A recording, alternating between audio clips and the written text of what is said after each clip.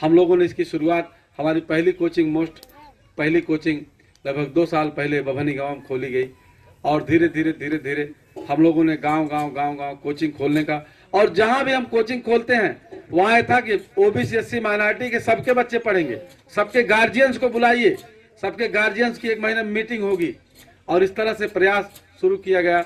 और आज की डेट में यहाँ मैं अभी 54वीं कोचिंग जो है 54वीं कोचिंग जो है आज जनपद की है, जो है आज हम लोग यहाँ आए हैं और इस बात को बताने आए हैं कि सब कुछ तो किया हमारे लोगों ने, अपनी इज्जत को बढ़ाने के लिए, स्तर को सुधार करने के लिए सब कुछ किया हमारे लोगों ने।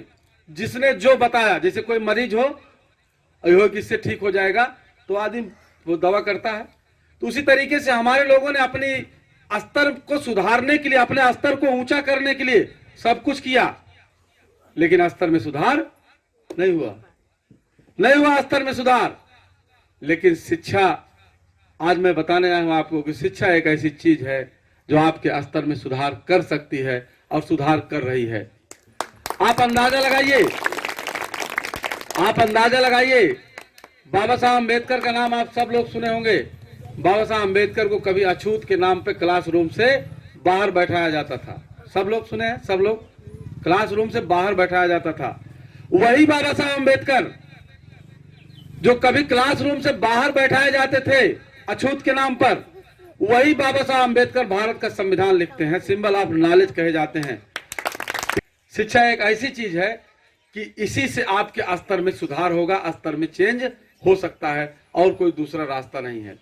बात आती है कि हमारे बच्चे, आप लोग ये कह सकती हैं कि हमारे बच्चे या हमारे भाई लोग कह सकते हैं कि हमने सब कुछ तो किया, हर चीज किया, लेकिन हमारे बच्चे पढ़ने में कमजोर हैं, हमारे बच्चों को दिमाग कम है, बुद्धि कम है। मैं बता रहा हूं, इन बच्चों में बुद्धि की कमी नहीं है, दिमाग की कमी नहीं है। इनके आजा पुरखे जो कभी हड़प्पा सभ्यता के निर्माता हुआ करते थे, इनके आजा पुरखे कभी जो इतने बलशाली थे कि उनको जो है सौंगी साटा कोई हराना उनके लिए मुश्किल था। राजा बलि वगैरह को सौंगी साटा हराना मुश्किल था, उनके लिए धोखे का प्रयोग किया गया। उनके बच्चे हैं, इनके रगों में वो जो है ब्लड बह रहा है। लेकिन दिक्कत कहाँ आ रही है?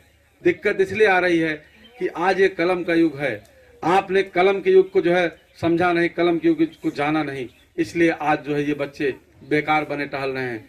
इनके पास दिमाग की कमी नहीं है, बुद्धि की कमी नहीं है। और सबसे बड़ी बात यह है कि हमारी माताएं बहनें 3-3 साल 5-5 साल इनको दूध पिलाती हैं, और आप सब जानते हैं कि माँ के दूध में जो ताकत होती है, माँ के दूध में जो रोग प्रतिरोधक क्षमता होती है, वो किसी एंटीबायोटिक या किसी और दवा में नहीं होती है।